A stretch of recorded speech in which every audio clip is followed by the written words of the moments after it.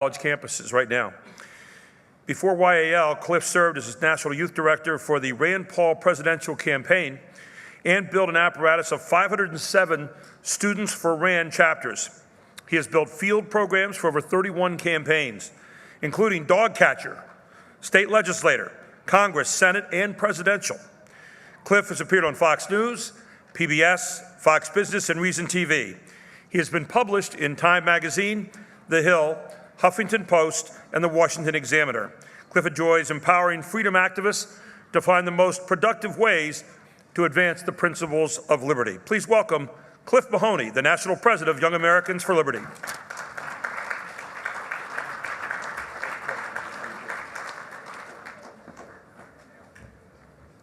All right, good afternoon. Thanks so much for having me today. I would start by sharing some truth, and that is that here was my typical restroom break from my college visits. I went to school out in Johnstown. I'm from Delaware County. So here is a great halfway point, and always good to come back with some strong conservatives and to be here today to discuss our current state with young people in this country. I want to start off and say that as much as folks think that our generation, I'm 26 years old, they think our generation is kind of this socialist bastion that wants the government to take care of us from cradle to grave. I'm here to object to that. What we're seeing on college campuses right now, I think that we should have a lot more hope. There are people out there, and what I like to think about it is every generation has a set of leaders. And that's a fact. You know, there's going to be people that step up to lead, and what I'm dead set on doing is making sure that those leaders over the next few generations are people that believe in the principles of the Constitution and people that really understand the proper role of government. I want to tell you all here, you've probably heard this before, but you are not normal. And what I mean by that is it's a Friday. Some of you have been here all day, and we're here to talk about the ideas of the Constitution, what freedom really means, and how we advance that across the Commonwealth. And that's what we do at Young Americans for Liberty. We work with college students that are not normal. Most people want to have a beer at night, they want to earn their degree, and they want to have a good time, and they want to get a job. People don't have time to worry about the freedom that was guaranteed to them in the Constitution. And I mean that in a humbling way. So I think it's really something to appreciate, but also figure out that we need to find ways to take the message and reach people. Because the message of limited government is not something that people don't want to hear. It is something they need to hear, but it's not something that comes naturally. And I will admit the left does a very good job at kind of pushing us down and using emotion and figuring out how to target and how to really advertise their ideas in a way that connects better with folks. So at Young Americans for Liberty, we have a mission statement that involves 4 simple steps. Identify, educate, train, and mobilize. Identify competent leaders. We have 900 chapters around the country on college campuses promoting our ideas. These are people that think that we, the people, not government, has better solutions to our problems. I think something we fail to realize is that every time there's an issue in society, especially young people, they jump to think, how can government solve this problem? We need a government bureaucracy. We need a government committee. But the reality is we, the people, through the free market, through charity, through our society, we can figure out these problems. Those are the leaders we're identifying to start our Young Americans for Liberty chapters. Then what we try to do is we do what we call campus activism. Some call it street theater, but what we're trying to do is take very, very high-level ideas and break it down. Now, let me be clear about this. I do not mean water it down. I mean finding ways to simplify our message by building things on campus. Let me give you a quick example. We do an event called Your Life, Your Right, and it's about the Second Amendment, where we actually have a dodgeball field on the campus. Okay, one side is the criminal side, and one side's the law-abiding side. Now, it's just a game of dodgeball. Everybody loves dodgeball. So we get the students set up. We have one student volunteer to be the criminal, one student volunteer to be the law-abiding student. So then we read the rules once they're in place. We say, okay, this is a dodgeball-free zone. So what does that mean? It means the criminal, they get a whole bag of dodgeballs. They don't follow the rules. But the law-abiding student, they've got to give up their dodgeball. Now, it might seem elementary, but guess what? It works. It starts that conversation. It starts that dialogue for people to really think about these ideas in a different way. The question we want every single college student to ask through our work on campus is, what is the role of government? If people can ask that conversation, if they can ask that question, they can have a real conversation. They can actually talk about, should the government be involved in this at all? Is it the government's proper role to take care of us from cradle to grave? And we argue that it's not. About 2 years ago, some things on campus, and you're going to hear a panel very shortly talking about free speech, some things on campus really did start to change. Speakers getting shut down, these free speech zones and free speech codes that are completely unconstitutional. We call them muzzle zones because they force you into a certain area, started popping up all around campus. And so it was starting to shut down our activists and our speakers. And so we launched something called the National Fight for Free Speech campaign. And the purpose of this was to find these unconstitutional policies that bureaucrats and administrators use to shut down different ideologies they don't agree with, and we want to remove them, legitimately overturn those codes. And I'm happy to report to everybody in this room that as of yesterday, we have now overturned 31 unconstitutional speech codes across America. Now, the reason that's important, it's a little wonky, it's a little in the weeds, but the reality is this: we don't want a bureaucrat deciding if the message of limited government can be heard on campus. We want an open marketplace of ideas. And the best thing is, look, we're not just anti-left. And I say this in the most serious way. We cannot just be anti-left. We can't just be against the left. We have to present our ideas. We have to show that free markets, the principles of the Constitution, the Bill of Rights, that's the way forward. And so when we're out there on campus and administrators are deciding that we can't do our activities at a publicly taxpayer-funded school where we have the guaranteed right to the First Amendment, we're not going to sit by quietly. So I'm very proud of those 31 victories. I want to share 2 quick stories with you. Kellogg Community College, okay, it's in Michigan. We had 3 Young Americans for Liberty activists out on campus. Now, when I tell you this very, very controversial activity they were participating in, I want you to hold your breath. They were handing out pocket constitutions. Okay, very controversial apparently to some college administrators. Handing out pocket constitutions, and they're approached by these campus bureaucrats, and they ask them to leave. Say, you do not have permission, you need to be in the free speech zone to be handing these out. So they respectfully and proudly disagreed with them and said, we have every right to be handing out the Constitution, which is very ironic because if you open it up, you'll be able to read the First Amendment that guarantees them that right to be there handing out the Constitution. So they went as far as arresting these 3 individuals. They spent a night in jail. I wish I was kidding when I tell you this. And it was a heck of a morning for us waking up and getting this news, and it kind of plastered all over and went viral with the mainstream media. And the headlines don't get more ironic.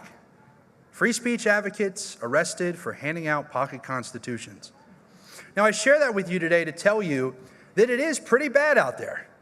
But it's our students, it's tons of our partner organizations out there on the front lines spreading that beautiful message of limited government, and we're going to continue to fight back. Thank you. Bunker Hill Community College. If you've seen Good Will Hunting, it is the school that Robin Williams is a professor at. You remember, It's Not Your Fault, the scene, It's Not Your Fault, Will. We all remember, one of my favorites. So we had a student there, his name is Jeff Lyons, great, great individual, served our country in the United States Navy, gets out of the Navy, decides he wants to go pursue an education. So he's getting his associates at this school, and he goes to hand out pocket constitutions. Once again, not a controversial topic. University used these words, not me.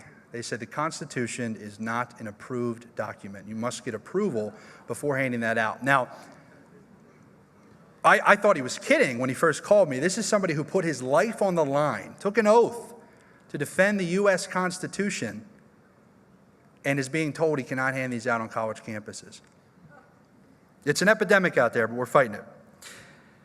One other case I'll share with you. So the University of California, Berkeley, we all know Berkeley. Berkeley decided that when we applied for student recognition as an official recognized group, and the reason that matters is you get to get funding from the school, you can host speakers, you can reserve space for your meetings, you can table on campus. They decided they wanted to deny Young Americans for Liberty because we were too similar, their words, too similar to other organizations. Now, by all math and all accounts, there are roughly 3 groups that we would determine would be on the right, okay? If I'd run out of time if I listed all of the groups on the left. They have a Berkeley Socialist group, a Berkeley Democrats group, Berkeley Students for Hillary, Berkeley Students for Bernie, Berkeley Progressives. I mean, the list goes on and on. We couldn't believe they put this in writing. I mean, it couldn't have been more easier for us. So we're actually suing the UC system and Janet Napolitano for muzzling our students' ability to be recognized on campus.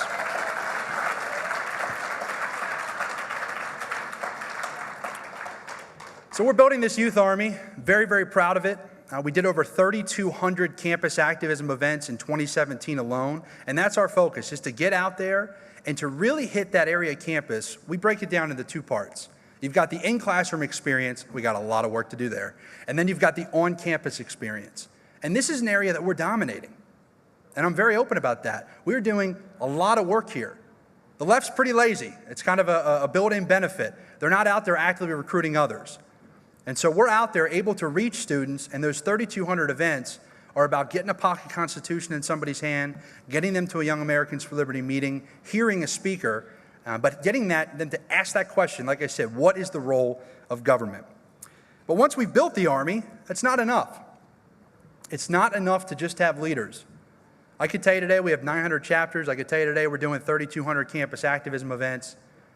And that'd be great, and it'd be nice to share with you. But the reality is, who cares? We've got to get involved. We've got to develop these leaders. We've got to get them involved in the political process so that they can actually make a difference. So we have 6 trainings. I'm actually flying to St. Louis tonight for our 3rd. 6 trainings this spring where they're one-day trainings, and we teach students political activism. We teach them persuasion workshops, how to speak to other people, how the legislative process works. No offense to any politicians, but what politicians actually care about, getting elected, reelected, elected to higher office, and really trying to get our students developed to be hardcore, competent leaders, because that's what this country needs. The final step is to train. As I said, 4 components: identify, educate, train, and mobilize. And after we train them, we mobilize. Mobilize for action. We launched a program at the beginning of this year called Operation Win at the Door. Now, Operation Win at the Door, what we're trying to do is we're trying to focus locally. For too long, the conservative message has kind of been pushed aside, the grassroots pushed aside. A lot of money, a lot of people that are going to get elected, and they're just going to go along to get along. Now, our organization, we are about as conservative as they come when it comes to cutting government. We're not interested in folks that want to put an R next to their name and say they're conservative. And I mean that with all due respect. We're trying to find people that actually want to adhere to the Constitution, they want to cut government, and they want to give power back to the people.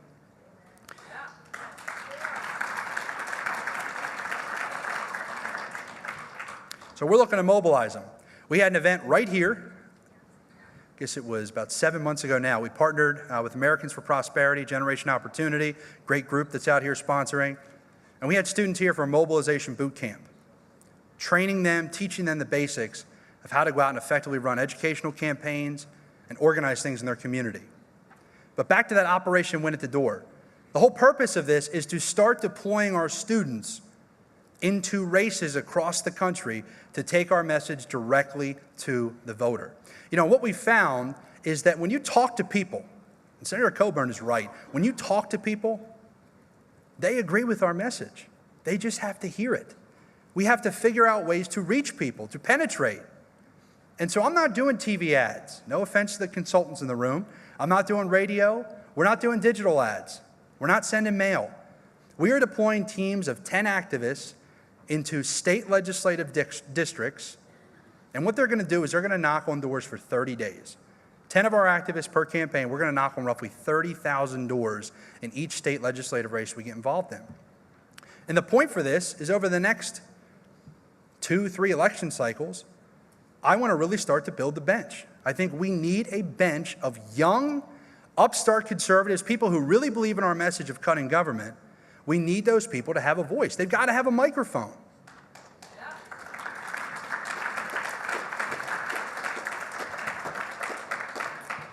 They say that local leaders become national leaders, local issues become national issues.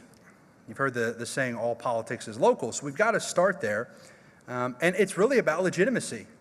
And I'm going to share a story with you. There was a gentleman from Aberdeen, Maryland. His name's Patrick McGrady. He's a trainer of ours and a great supporter to Young Americans for Liberty. Real young guy, and he was joking with me. He said, Cliff, in 2014, if I wanted to run for Congress, the headline would read, local schmuck thinks about running for Congress. But he went and he ran for mayor of this small town in Maryland. And he won. And so now the headline, if he's thinking about running for Congress, would read, Aberdeen mayor considers congressional bid. This is about building legitimacy. It's about getting people those microphones. People listen to politicians, right? So trying to focus locally where we can have an impact. Our first test case was in Texas. We just did a race about a month and a couple weeks ago. There was a Republican primary, very conservative challenger. His name was Mays Middleton. We endorsed him. We deployed 14 people down for about 3 weeks. We knocked a little under 30,000 doors. We beat him by 14 points. 14 points. We were able to go in and really get a conservative elected that's got a voice now, a microphone, and somebody who can be credible for our ideas.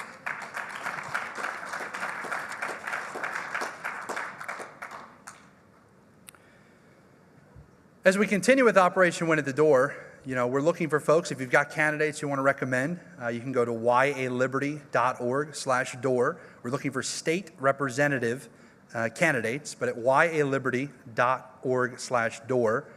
You'll be able to recommend candidates. Candidates can fill out our survey.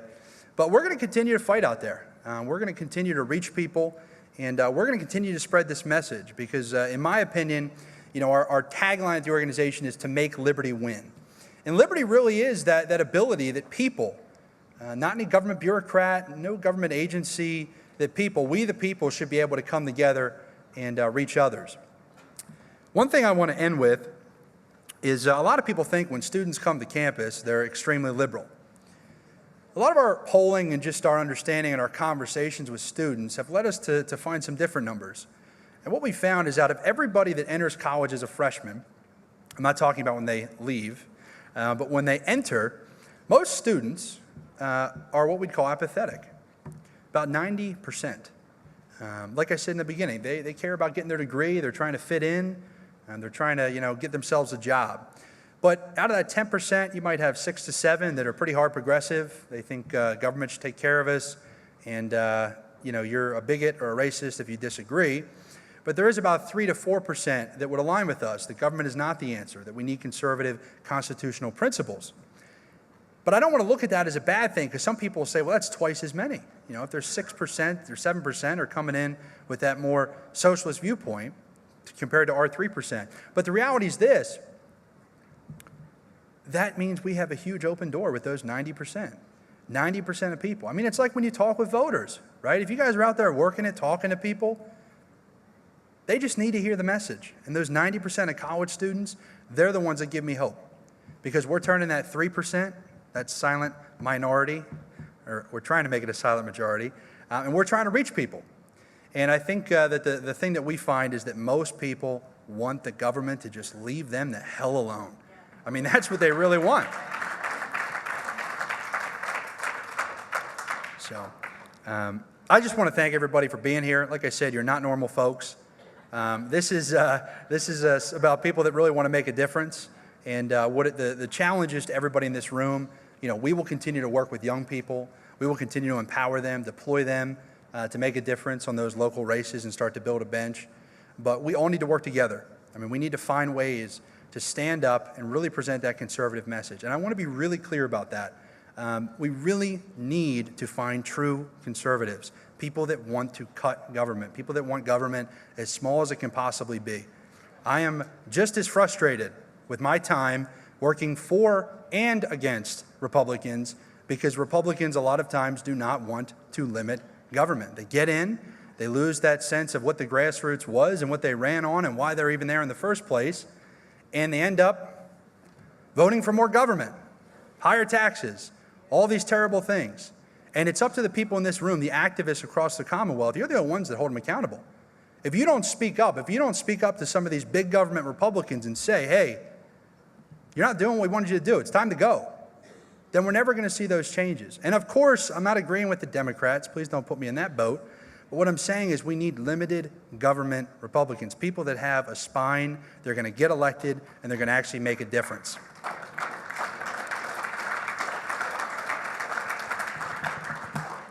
I'm going to be hanging around for a little while. If anybody has any questions, we can tell you some more horror stories. But our students are out on the front lines. They're doing events. They're reaching people. And I just want to say God bless you all. Thanks so much for having me.